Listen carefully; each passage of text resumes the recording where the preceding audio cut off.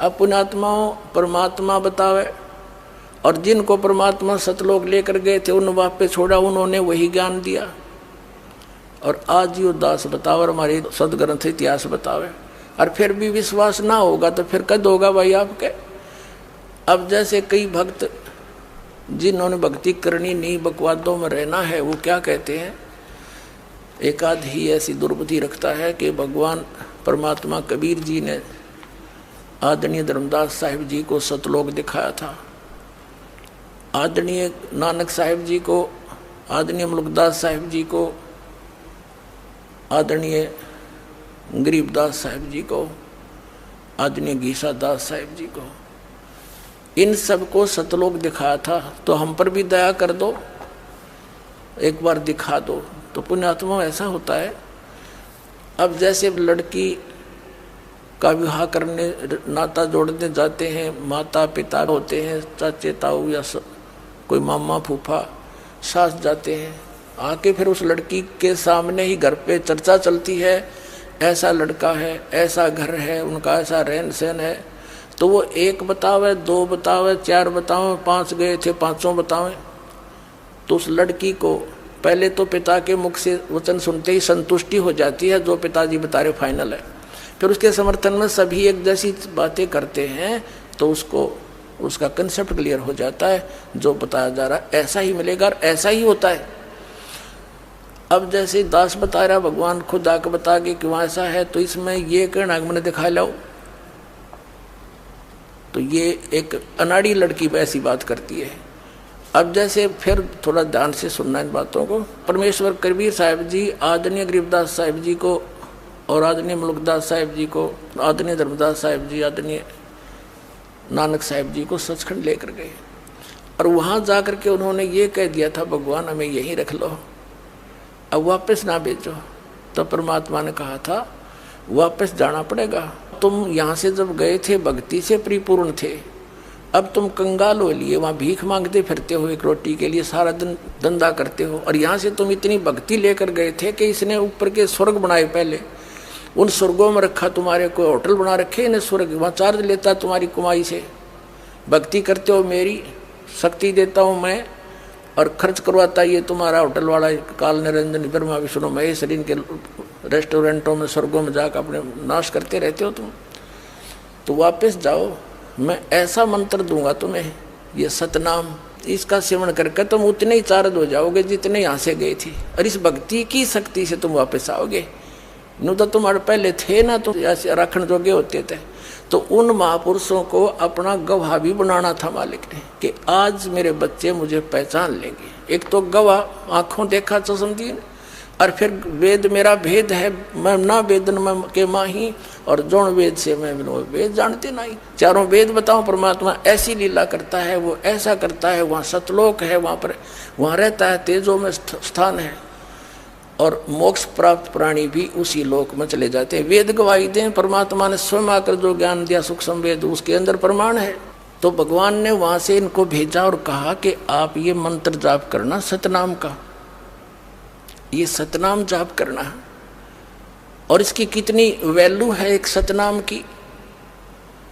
आदरणीय गरीबदास साहिब जी ने परमात्मा की उस महिमा को बहुत कोड वर्डों में और गहराई से लिखा है, लेकिन ये ऐसे ज्ञान है, ये सतगुरु बिना नहीं सुलझ सकता, और सतगुरु परमात्मा ही बनाकर भेजता है या वो स्वयं ही आता है, तब ये गूढ़ रहस्य समझ में आते हैं। परमात्मा ने ऐसी वाणी लिखवाई थी। आदरणीय गरीबदास साहिब जी ने लिखा है कि सतनाम पालड़े रंग होरी हो। सतनाम ये 2 अक्षर का है, जिनको श्वास उश्वास से सेवन करना होता है। एक श्वास उश्वास की कीमत, यानी एक मंत्र श्वास का 2 अक्षर वाले का 1 अक्षर वाला मंत्र बाहर छोड़ा, 1 अंदर लिया, ये कंप्लीट एक मंत्र हो गया। लेकिन इस पर ध्यान रहे, सुरत और शब्द अभ्यास किसे कहते हैं? ये कान बंद कर कर एक कमरे में बैठकर ऐसे करके, ये सुर शब्द नहीं, ये तो बाजे सुनने हैं, ये तो वो साजबाज सुनने वाली बातें हैं, इससे नहीं बात बनेगी। ये तो उन भक्ति से ही बाजेंगे, बाजते रहेंगे। हमने अपने भक्ति करनी है, वो भक्ति से जो कुछ भी होगा होता रहेगा। तो सुरत और शब्द है जो नाम जाप को लिए दिया गया है, उसके ऊपर आपकी सुरती, नृत्य, मन और पवन, ये चारों इकट्ठे रहें। जैसे श्वास पवन है, श्वास बाहर छोड़ा, श्वास बाहर चला तो मंत्र छोड़ा जो आपको दिया हुआ है। तो ध्यान रहे मैं क्या उच्चारण कर रहा हूँ श्वास के द्वारा, श्वास से। और मन और सुरत और नृत्य ये लगेगी तो वो हमें पता रहेगा मैं क्या बोल रहा हूँ। बाहर सांस छोड़ते समय अंदर श्वास से क्या ले रहा हूँ। तो ये सुरत, नृत्य और मन पवन लगा के, यानी मैं बाहर क्या बोल रहा हूँ, क्या छोड़ रहा हूँ, अंदर कौन सा ले रहा हूँ, तो ये सारा सुरत, नृत्य, मन, पवन यह इकट्ठी होगी। तो ऐसे लिया हुआ एक मंत्र का ये जाप सतनाम के 2 अक्षर का, इसको बताते हैं सतनाम पालड़ रंग होरी हो, और 14 लोक चढ़ावे राम रंग होरी हो। 3 लोक पासंग धर रंग होरी हो, तो ना तुले तुलाया राम रंग होरी हो। होरी माने खुशी, कि हमारी जो राम रंग की होरी वो तब खुशी होगी हमें जैसे इस एक सतनाम का अधिकारी से लेकर संत पूरे से मर्यादा में रहे, पूरी सच्ची लगन गुरुदेव के प्रति यानी परमात्मा के तुल्य आस्था अपने गुरुदेव में रहे। ऐसा भाव से जो सिमरण किए जाते हैं, कहते हैं उसके एक सिमरण की कीमत ऐसी है कि 14 लोक चढ़ा दे, जिसमें ब्रह्मा, विष्णु, महेश, दुर्गा के लोक और स्वर्ग लोक, ये कॉमन इंद्र वाला, और ब्रह्म लोक और उसके अंदर नकली लोक और 7 लोक नीचे के सारे एक तरफ रख दे, और एक तरफ रख दे उस एक सिमरण की कीमत। इतनी वैल्यू, इतना वजन है उसके अंदर। और 3 लोक पासंग धरे, पृथ्वी लोक, यो कॉमन स्वर्ग लोक, और नीचे का पाताल लोक, ये 3 लोक थे सौदे में को नहीं। और हम एक छोटे से टुकड़े का राजा बनकर काख पीटते फिरते हैं, तो वो बालक जैसी बुद्धि और खिलौने से खेलने वाली गुड़िया वाला खेल होता है। अब जैसे दास का जन्म एक किसान परिवार में हुआ, हमारे घर पर ये लाला लोग आया करते थे गेहूँ खरीदने, कभी ज्वार बाजरे लेकर जाते थे। तो उस समय हमारे घर वाले कहते थे कि भाई लाला जी पासिंग दिखा, यानी एरर दिखा, तेरी पालड़ी तकड़ी में कितना है, तो वो ऐसे करके दिखाता था। अगर एरर होती तो उसी कनक में से, जैसे गेहूँ तोल रहे थे, गेहूँ की एक मुट्ठी भर कर दूसरी साइड में डाल दी, वो बैलेंस हो जाया करता था। उस 100 ग्राम गेहूँ तय 50 ग्राम तय, और उसी तरफ बट्टे रख दिए जाते थे, और दूसरी तरफ फिर सौदा फिर तोला जाता था गद्दा गद्दा।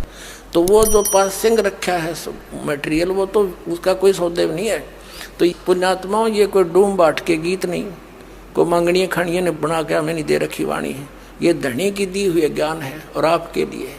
आपने एक एक वचन को हृदय में धारना पड़ेगा इस मार्ग पर चलना चाहते हो तो क्या बताते हैं, सतनाम यानी अधिकारी से लेकर और भी जैसे दास से प्राप्त करके इस नाम को, तीनों को भी प्राप्त करके चले गए यहाँ से जो कर्महीन थे। अब वो अपने आप नाम देने लग जाए तो अधिकारी नहीं, वो डुप्लीकेट पासपोर्ट बना रहे हैं आपका। बनाने वाला भी दोषी और बनवाने वाला भी दोषी, जीवन नष्ट हो जाएगा। और फिर इसका पता चलेगा जब वहाँ पर चेकिंग होगी मृत्यु के बाद, फिर तो बहुत देर हो चुकी होगी। तो ये दास हर पहलू पर सतर्क करना चाहता है कि परमात्मा के बच्चे फिर मार ना खा जाए जो युगों से खाते आ रहे हो तुम। तो परमात्मा ने बताया है कि सतनाम पालड़ रंग होरी हो, एक तरफ सतनाम का एक सिमरण, और 14 लोक चढ़ावे राम रंग होरी हो। 3 लोक पासंग धर रंग होरी हो, और तो ना तुलह तुलाया राम रंग होरी हो। अभी सतनाम का आप कितना जाप करते हो, और एक श्वास की कीमत इतनी। तो परमात्मा ने इसलिए ये एक ऐसी विधि दे दी जो अभी तक छुपा रखी थी। मालिक को मालूम है कि अभी बहुत ज़्यादा काल ने हमारे ऊपर ऐसी परंपराएं थोप रखी है, पता नहीं किस प्रकार की व्यवस्था बना रखी है। तो इस समय मेरे बच्चे इतना भजन नहीं कर पाएंगे, और थोड़े में इनको ज़्यादा लाभ हो जाएगा, ऐसी विधि अब बता रखी आपको।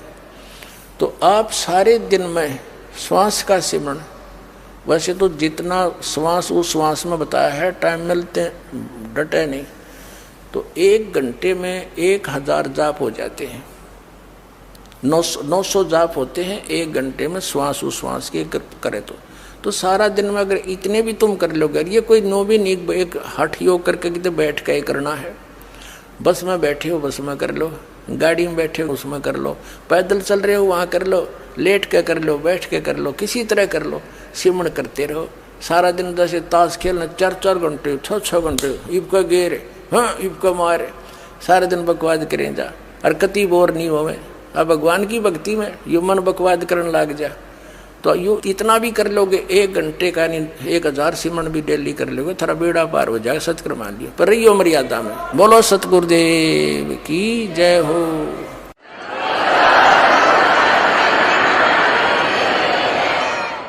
तो पुण्यात्माओं, आज का जो सत्संग है इसका विषय ये है कि आप विद्यार्थी हैं और विद्यार्थी यदि कॉलेज के टाइम में सुविधाएं प्राप्त करने की चेष्टा कर रहा है तो अपना जीवन नाश कर जाएगा। तो आपने हर तरह से पालन करना दास के इस आदेश का, भगवान का आदेश है, दास के माध्यम से आप तक पहुंचा है, ये समझ लेना। तो संसारिक चोचलों से उल्टा हटना है, मर्यादाओं को कम करना है, परंपराओं से उल्टा हटना है, हमने सिंपल वे से रहना है और भक्ति करके सतलोक चलना है। बोलो सतगुरुदेव।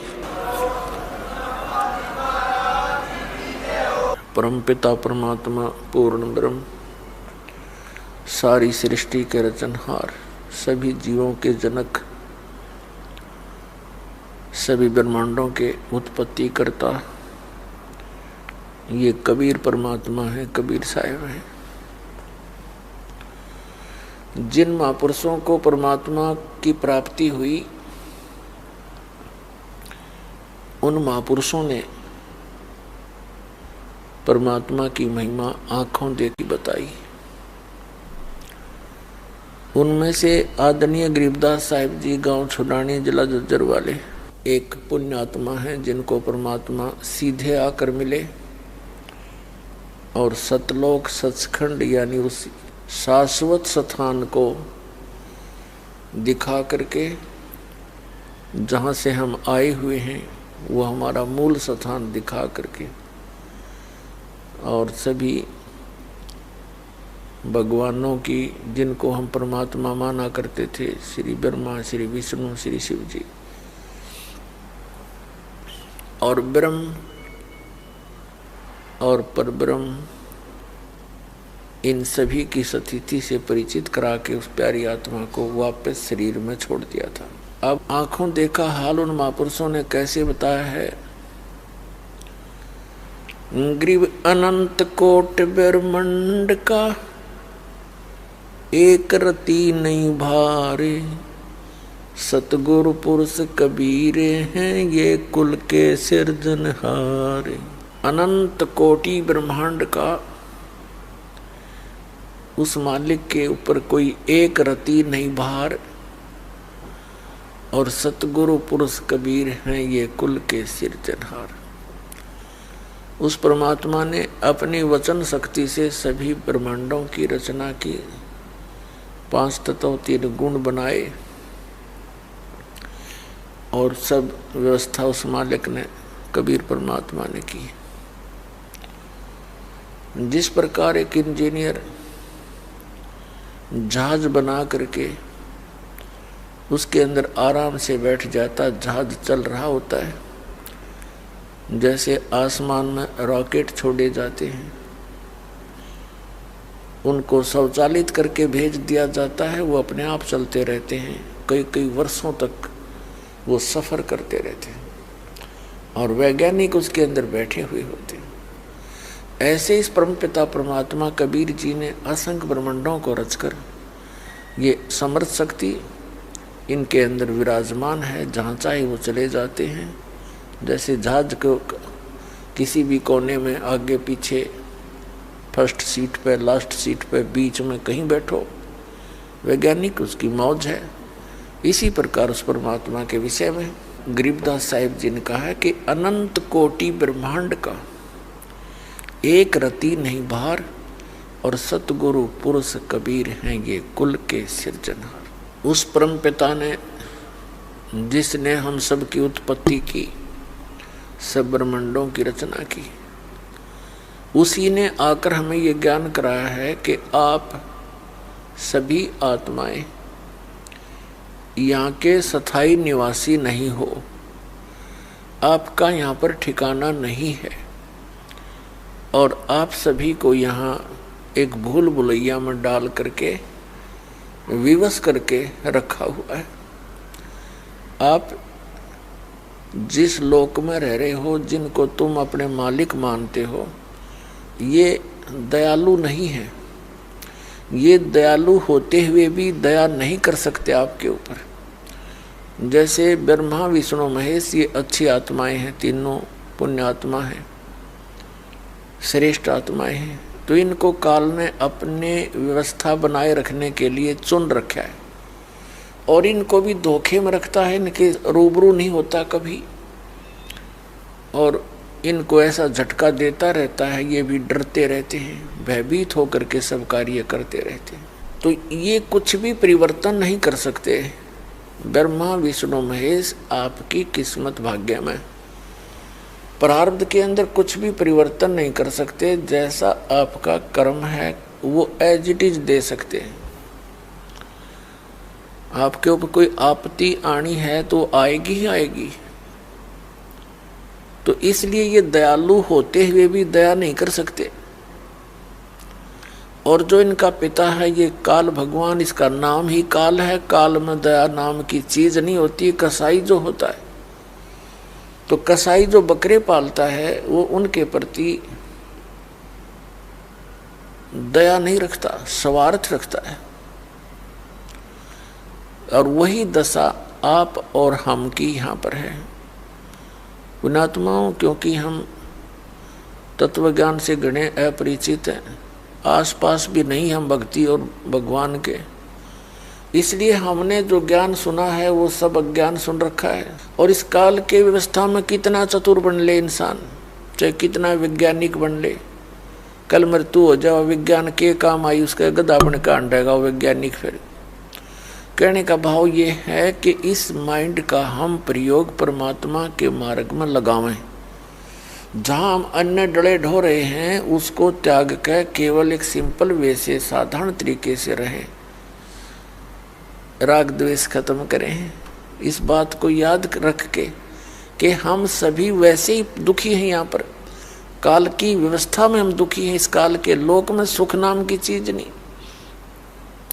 और फिर हम एक दूसरे को सताते हैं, दुखी करते हैं अपने निजी स्वार्थ के लिए। तो ये बालकों जैसी बुद्धि हमारी है, हम समझदार नहीं हैं।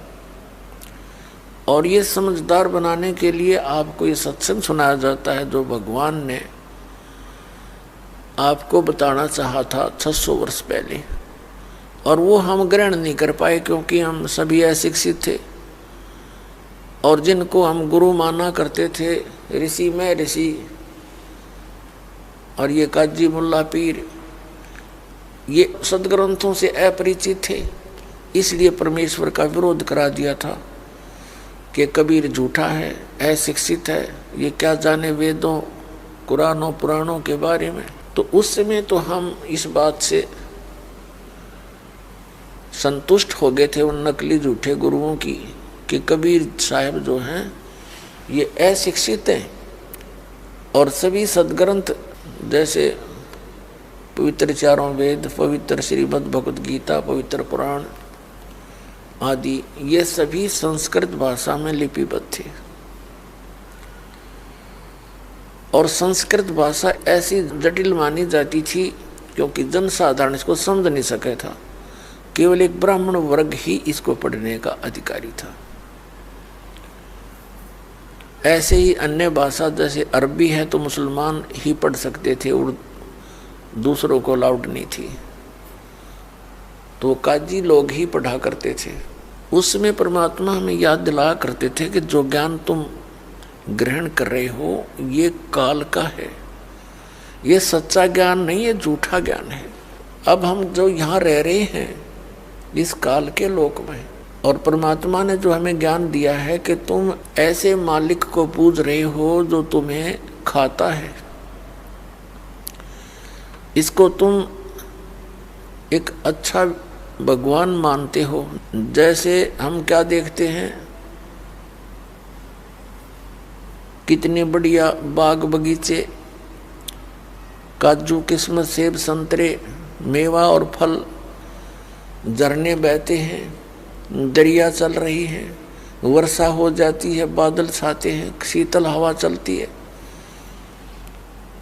और पृथ्वी के अंदर जल है, मीठा भी जल है, गर्मियों में ठंडा मिलता है, सर्दियों में गर्म निकलता है।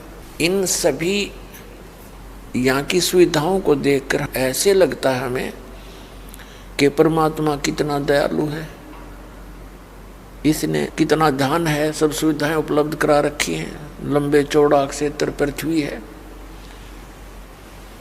और हम फिर भूल जाते हैं कि फिर हम मरते क्यों हैं, हमारी जन्म मृत्यु क्यों हो रही है।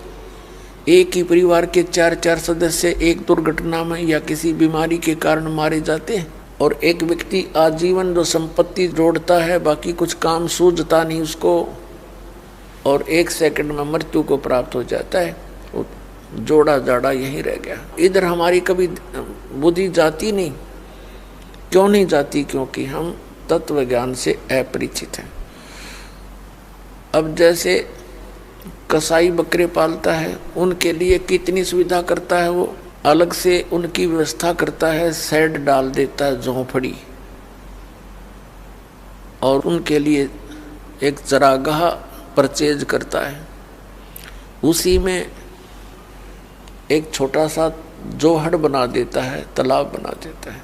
तो वो भोले बकरे और बकरियां इन सब सुविधाओं को देखकर ये सोचते हैं कि ये हमारा मालिक है, ये बड़ा दयालु है, हमारी कितनी केयर टेक कर रहा है। और जब वो कसाई आता है उन बकरों के निकट, वो सभी उसकी तरफ दौड़ जाते हैं कि उनको चारा डालता है, पानी पिलाता है, और गर्मी सर्दी से बचने के लिए उनकी व्यवस्था कर रखी है। तो उसके चारों तरफ इकट्ठे हो जाते हैं उसको प्यार देने के लिए। कोई तो उसको ऐसे ऊपर को पैर करके सीने से लगाना चाहता है, और वो ऐसे उसके पकड़ के देखता है। वो तो देख रहा है कि ये कितना मांस हो गया, इसमें कितने किलो का बन गया, ये कितने का बिकेगा। और वो ये सोचता है बकरा ये मेरे को प्यार दे रहा है, और उसके जीभ से उसके हाथ को चाटता है प्यार से। उस समय उन सुविधाओं को देखकर तो बकरों को लगता है कि बहुत दयालु है। और जब उसके पास कोई ऑर्डर आता है 5-7 बकरों का, उस समय वो ना देखता किसकी माँ और किसका बेटा, किसका बाप, किसकी बहन। वो तो एक डंडी लेकर मोटे मोटे छांट ले जाता है और जाके कड़च करवा देता है, कटवा देता है। पुण्यात्माओं, परमात्मा कबीर जी का बताया ज्ञान है, ये बालकों का नहीं, कोई डूम बाट के गीत नहीं। हम घने वैज्ञानिक पाक रहे हैं, हम ज़्यादा विद्वान बन गए, मनुष्य जीवन पाकर अपने तो समझदार किसी ने मानते नहीं। परमात्मा की व्याख्या और व्यवस्था में हम 100 त्रुटियां सोचने की कोशिश करते हैं, ये हमारी बालक बुद्धि होगी। इसके अतिरिक्त यहाँ कोई दूसरा एग्जाम्पल नहीं है जो हमारे साथ व्यवहार ये काल कर रहा है, जैसे कसाई करता एज इट इज। आप देखते हो प्रतिदिन यहाँ कोई जीवन नहीं है, लेकिन हमारे पास कोई विकल्प नहीं था इसका। हमारे को अभी तक ज्ञान कराया गया था स्वर्ग तक, स्वर्ग चले जाएंगे। स्वर्ग तो सबसे बड़ा धोखा हमारे साथ। और इन काल के व्यवस्था का वो रेस्टोरेंट है, हमारी पूंजी नष्ट होती है, उनको इनकम होती है। उस परमात्मा ने हमें याद दिलाया, तुम गलत स्थान पर रह रहे हो मेरे बच्चों। हम जब से भगवान से बिछड़े हैं, वो भगवान भी दुखी और हम भी दुखी। बीच में एक शैतान का रोल आ गया इस काल भगवान का। इसने हमें अपने परमात्मा से, अपने भगवान के विषय में कति अपरिचित कर दिए। अपने ही पुत्रों को भगवान सिद्ध कर दिया या स्वयं भगवान बन बैठा और परमात्मा को भुला दिया। अब स्वयं उस परमात्मा को यहाँ आना पड़ता है हमारे को ये याद दिलाने के लिए कि तुम जहाँ रह रहे हो ये लोग ठीक नहीं। तब तक हम इस काल के द्वारा इतने मिसगाइड कर दिए जाते हैं, भ्रमित कर दिए जाते हैं कि फिर भगवान की बात हमारे समझ में आती नहीं। तो वो मालिक क्या कहते हैं, मैं रोवत हूँ सृष्टि को, सृष्टि रोवे मोहे, कह कबीर इस वियोग को समझ न सकता कोई। परमात्मा कहते हैं मैं रोवत हूँ इस सृष्टि को, इनके लिए तड़फ रहा हूँ, भटक रहा हूँ, और ये मुझे रो रहे हैं, ढूंढ रहे हैं भगवान कहाँ मिले, भगवान दयालु परमात्मा हमें सुख दे, हमारे पाप कटें, हमारे बच्चे ना मरे, हम ना मरे, चलो जब मरे जब तो मरे पर बीच में ना मरे।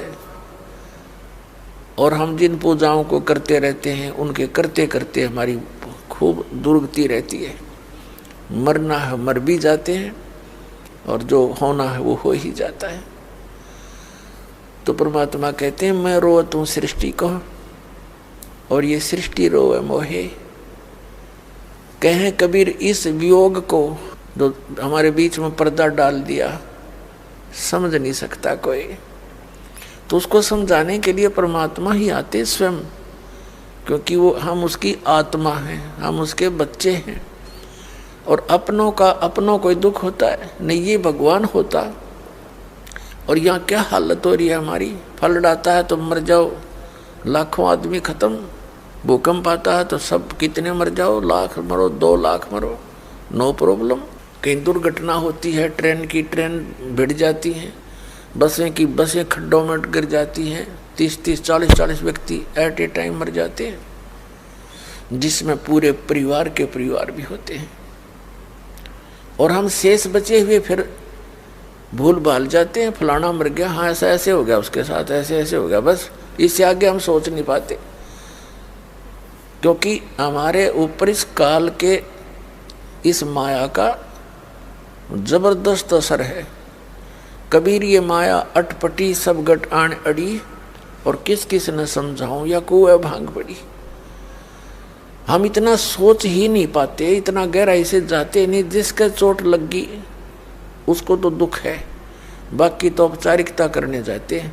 10 मिनट के बाद फिर पता नहीं राजनीति की बतलावें वहीं बैठ कर उनके द्वार में, और कोई और गप्पे मारने लग जाए।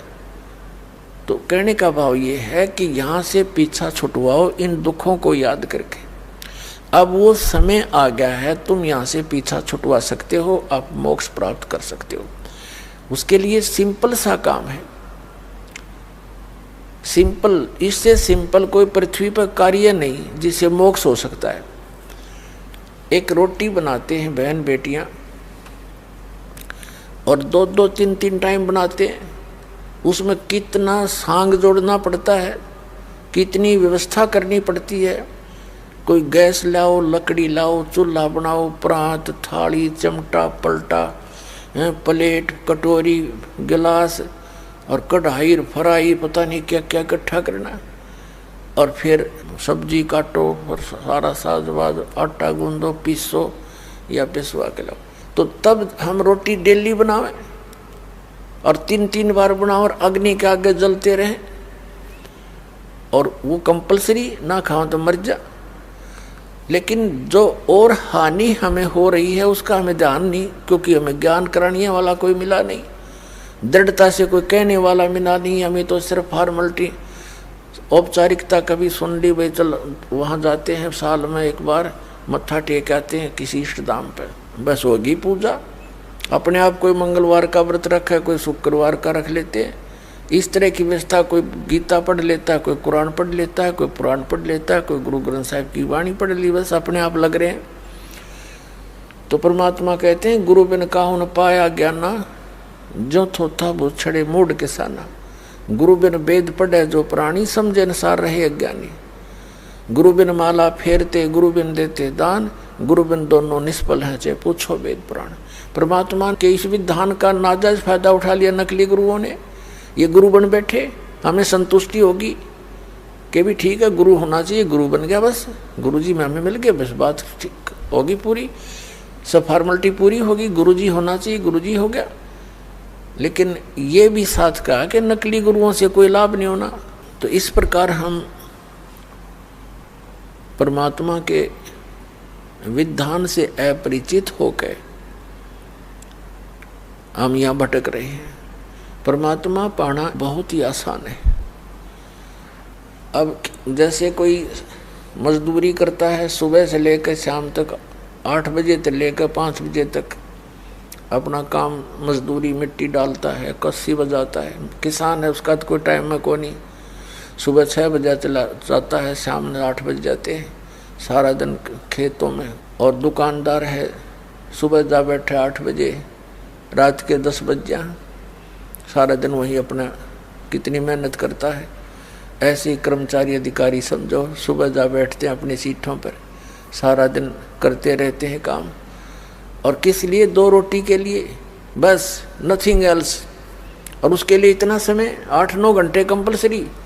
और परमात्मा के लिए ऐसा सिंपल तरीका है परमात्मा पाने का, लेकिन इन नकली गुरुओं ने इसको जटिल बना दिया। किसी को हम देखा करते थे, बैठ जाता था दोना लाकर, चमटा गाड़ के और बैठे रहा नू। हम सोचा भाई नू मिलता होगा भगवान, तो हमारी तो कलेजा काप्या करता, भाई इतनी कठिन परिश्रम हमसे नहीं हो सकता, बाल बच्चे नहीं छूट सकते। और फिर ये मेहनत तो कभी भी ना हुआ। कोई खड़ा होके तप रहा है, कोई झरने में बैठ कर तप रहा है, कोई किसी तरह कोई किस प्रकार की क्रियाएं करते हैं। तो फिर भी आत्मा परमात्मा के बिना रह नहीं सके थी। हम फिर अपनी कोई और अटकल ला करके थोड़ी बहुत मालिक के नाम की अवश्य कोई आड़ लिए बैठे थे। और परमात्मा पाना कितना सिंपल, एक पूरी रिहर्सल करके जाता परमात्मा प्रत्येक युग में आते हैं। सतलोक से चलकर आते हैं, एक शिशु रूप धारण करते हैं। शिशु रूप धारण करके वो एक कमल के फूल पर, कमल का फूल जल के ऊपर होता है, जल के अंदर उस पर विराजमान होते हैं। वहाँ से एक निसंतान दंपति उनको उठा ले जाते हैं। प्रत्येक युग में वो ऐसी लीला करते हैं। और बाल्यावस्था में वो परमात्मा फिर कंवारी गाय का दूध पीते हैं। कबीर भगवान वो परम अक्षर पुरुष, उससे उनकी परवरिश की लीला होती है। और फिर वो परमात्मा धीरे धीरे जैसे भी लीला में तरीके से बड़े होते हैं, तो फिर दैनिक कार्य जो एक जिस वर्ण में वो आते हैं वही वैसा ही कार्यक्रम करते हैं। और एक बिल्कुल सिंपल तरीके से रहते हैं। परमात्मा पर विश्वास दृढ़ कराने के लिए वो एक एग्जाम्पल बनाते हैं कि तुम भी ऐसे रहोगे, इतना विश्वास मुझ पर करोगे तो तुम्हारे मोक्ष में कोई बाधा नहीं होगी। अनंत करोड़ ब्रह्मांड का रचनहार, सबका धारण पोषण करने वाला समर्थ परमात्मा एक झोंपड़ी में रहा 120 वर्ष तक, काशी बनारस में, भारतवर्ष की इस पावन धरती पे। और कपड़ा बुनते थे, जुल्हे का काम करते थे और भक्ति भी करते थे। भक्ति करने का तात्पर्य हमें उदाहरण देते थे कि परमात्मा पाने के लिए ना घर छोड़कर जाने की आवश्यकता और ना कहीं धूने लगाने की आवश्यकता और ना ही किसी और प्रकार का कोई अटपट करने की आवश्यकता। एक नाम हो सच्चा, गुरु भी सच्चा हो, नाम भी सच्चा हो और शिष्य में भी दृढ़ता के साथ, विश्वास के साथ उसकी भक्ति हो, आराम तक पार हो सकते हैं। नाम उठत नाम बैठत नाम सोवत जागबे, नाम खाते नाम पीते नाम सेती लागबे।